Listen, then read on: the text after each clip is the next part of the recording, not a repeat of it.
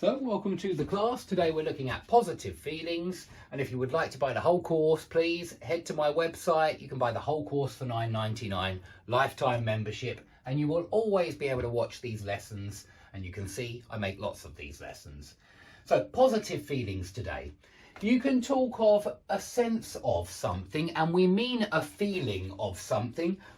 When you mean a feeling of or a sense of, they are interchangeable in many expressions here. Now, I don't want to say that sense and feeling are always interchangeable. They're not. They're not exact synonyms, but sometimes they are. So if you talk about a deep feeling of gratitude, you can say a deep sense of gratitude, and there's no difference in meaning. But if you talk about, the five senses, your senses of perception, your sense of sight, you wouldn't say a feeling of sight. A sense of smell, you wouldn't say a feeling of smell. They're different things. So be careful with sense and feeling. Sometimes they're the same and sometimes they're different. And so here you can talk about a sense of achievement, which is really the same as a feeling of achievement, but it doesn't collocate as well. The collocation is a sense of achievement, a sense of belonging, a sense of purpose, a sense of urgency. And you can certainly make it stronger with the word overwhelming. That collocates very well with sense. An overwhelming sense of achievement means that feeling that you've done well, that you've achieved something, that you've been successful. Okay, and so learning a language, I think, will give you an overwhelming sense of achievement. Of course it will, because it's such a huge task. It's the sheer magnitude of the task when you think about it. Learning all those words and also the combinations that they appear in, it's incredible that we're able to do it. So it ought to give you an overwhelming sense of achievement, learning any foreign language. And you can talk about a sense of belonging. If you feel really at home somewhere, really comfortable somewhere, then you have an overwhelming sense of belonging, yeah?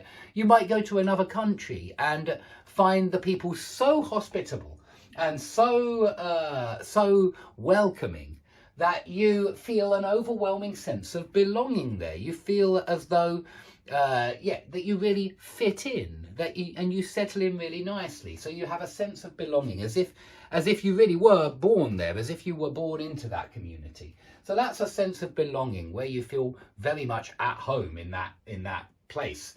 You can also have a sense of purpose. And here we mean a clear aim in your head.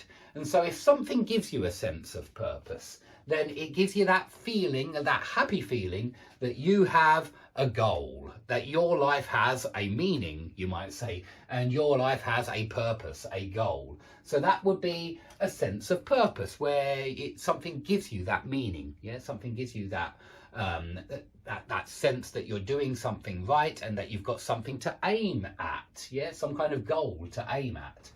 And you can certainly talk about a sense of urgency. So maybe you read somebody's letter or somebody's email and there's a sense of urgency in the email.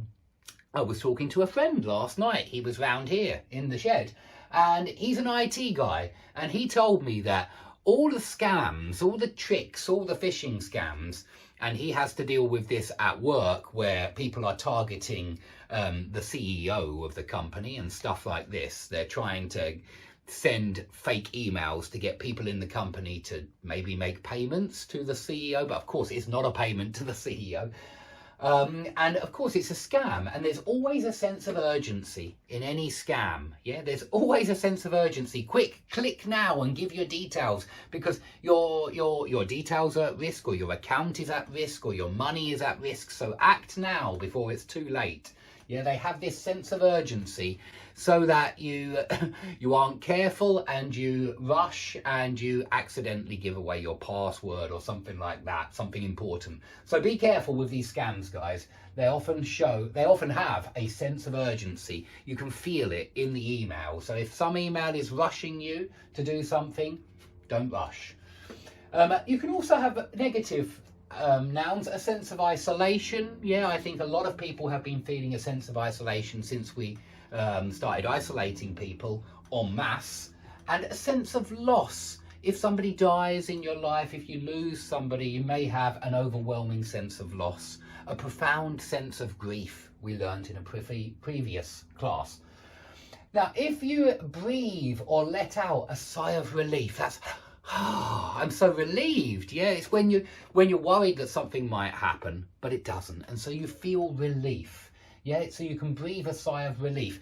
Now, it can just be that you really want something and you finally get it. That might be relieving. You know, you might just need the toilet for a very long time. And then finally you go and it's, yeah, you were looking for a toilet for ages, and nobody likes that feeling that they're not able to go, they can't find a toilet. And so you breathe, you let out, you heave as well, also a good verb, a sigh of relief when you finally get there and you're finally able to go, to empty your bladder.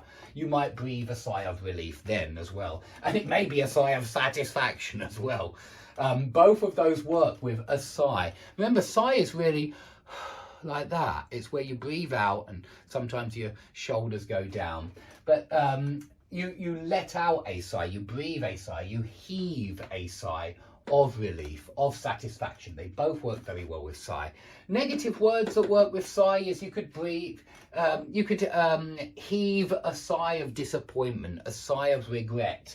So there are negative nouns that work with a sigh as well. Okay. A surge now, which means a massive increase in something. So a surge of adrenaline when you get excited, and when you're afraid, really, you get a surge of adrenaline. When you're excited or afraid, you know, if you're about to do a bungee jump, you might have a surge of adrenaline. If you're about to crash a car, you may feel a surge of adrenaline, something like that.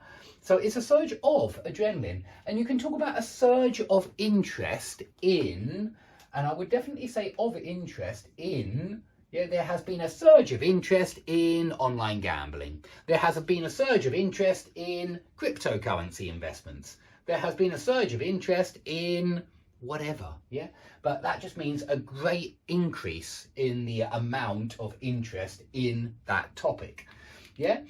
You can talk about a surge of excitement. Let's just stick with the ofs for the moment. A surge of excitement and a surge of delight when you suddenly feel a massive feeling of excitement or a massive sense of delight. Yeah, a lot of words work with this, a sense of, by the way. It's not just these four, certainly not.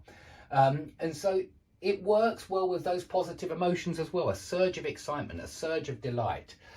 But we very often see it within, especially anything financial, yeah, a surge in the price of something, a surge in profits, a surge in sales, a surge in supply, a surge in demand, yeah, all of those will be in, and a surge in